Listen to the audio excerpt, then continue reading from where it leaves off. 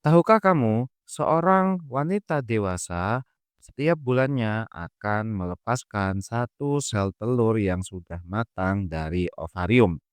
Jadi, pada sistem reproduksi wanita, ovarium itu akan melepaskan satu sel telur yang sudah matang. Lalu, sel telur yang sudah matang dan dikeluarkan lewat ovarium, jika tidak terjadi fertilisasi, maka akan terjadi pendarahan yang disertai luruhnya sel telur dan lapisan dinding rahim.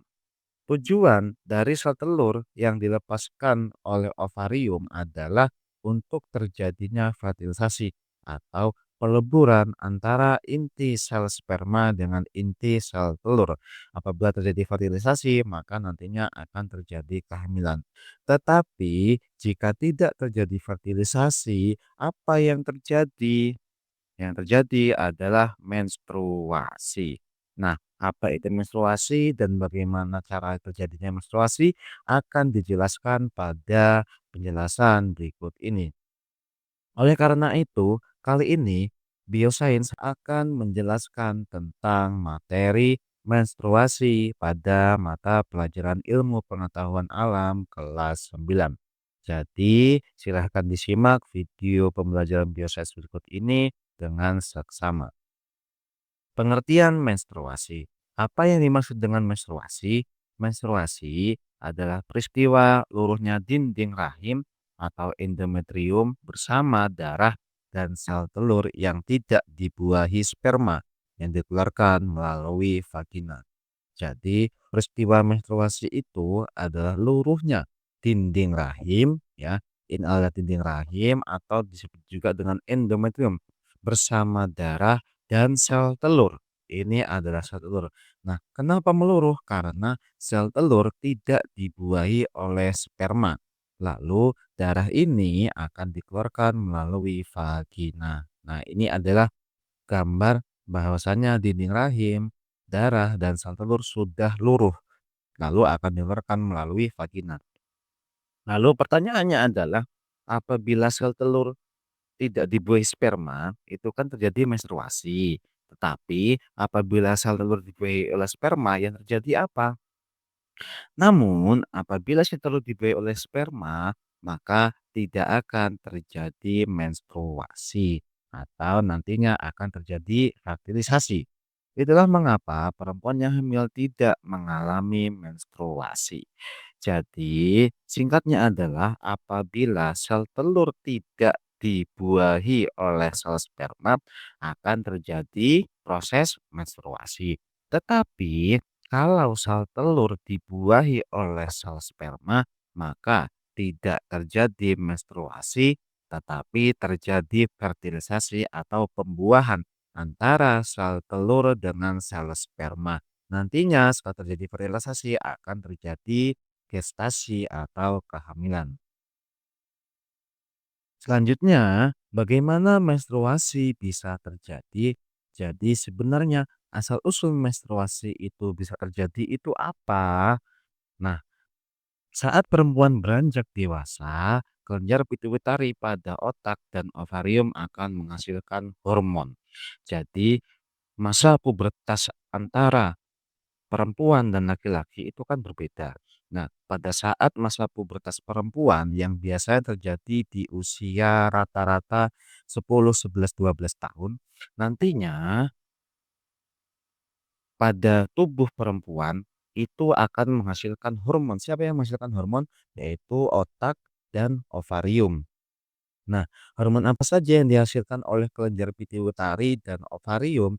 Yaitu, nah ini adalah gambar otak. Lalu di bagian bawah otak itu adalah terdapat kelenjar pituitari.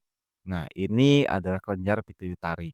Kelenjar pituitari nantinya akan menghasilkan hormon FSH atau follicle stimulating hormone yang berfungsi untuk memicu pematangan sel telur, ya. Hormon stimulating atau hormon stimulan, ya. Nantinya adanya FSH memicu pematangan sel telur.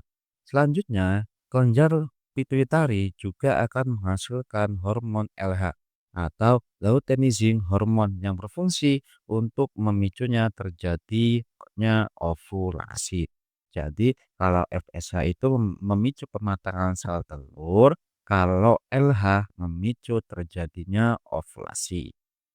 Nah, selanjutnya, pada ovarium juga akan menghasilkan hormon. Hormon apa saja? Ini adalah bagian ovarium.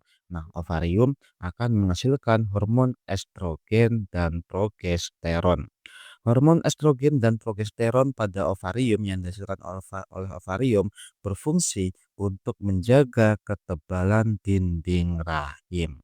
Jadi, hormon estrogen dan progesteron menjaga ketebalan dinding rahim, kalau FSH memicu pematangan sel telur dan LH memicu terjadinya ovulasi. Nah, setelah kelenjar pituitari menghasilkan hormon FSH dan LH, ovarium menghasilkan hormon estrogen dan progesteron. Apa yang terjadi jika terjadi interaksi antara hormon FSH dan LH serta hormon estrogen dan progesteron nantinya akan mengakibatkan terjadinya siklus menstruasi. Jadi, apabila keempat hormon ini melakukan interaksi, ya, melakukan hubungan, nantinya akan mengakibatkan terjadinya siklus menstruasi.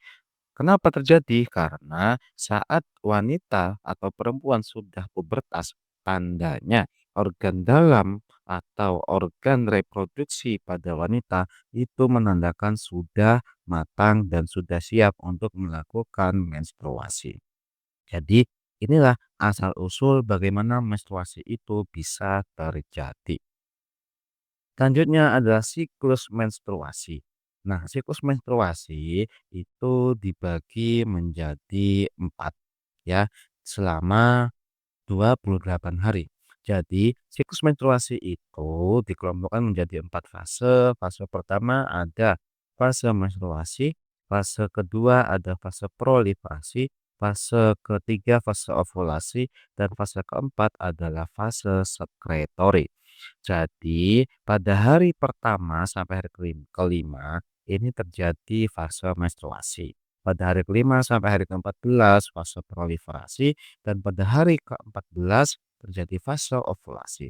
Dan terakhir pada hari 14 sampai ke-28 terjadi fase sekretory. Nah, di sini ada 2 gambar ya. Yang di bawah adalah bagian endometrium atau dinding rahim. Misalnya, cara membacanya, pada hari 1 sampai ke-5 atau fase menstruasi, dinding rahim akan semakin menipis. Nah, apa penyebabnya? Nah, nantinya penyebabnya adalah karena di sini hormonnya antara FSH yang biru, lalu hormon LH yang ungu, lalu hormon progesteron itu sedang rendah. Jadi mengakibatkan terjadinya menstruasi. Nah, ini itu adalah grafik kenaikan pada hormon. Hormonnya ada FSH, LH, estrogen, dan progesteron. Untuk yang warna biru muda itu adalah hormon FSH, untuk yang warna ungu itu hormon LH, untuk yang warna merah muda itu hormon estrogen, dan kalau warna hijau itu hormon progesteron. Nah, ini adalah grafik kenaikannya. Nah, sedangkan ini adalah gambar ketebalan dinding rahimnya.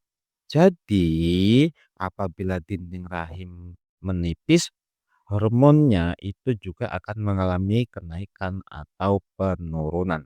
Jadi, siklus menstruasi itu dapat dibaca dari kenaikan dan penurunan pada grafik ini dan pada ketebalan dinding rahimnya. Ini adalah keempat fase dari siklus menstruasi. Tetapi siklus menstruasi akan kita bahas pada video berikutnya. Jadi silahkan disimak video ini yang sama, dan nantinya akan kita bahas khusus tentang video pembelajaran siklus menstruasi di video berikutnya.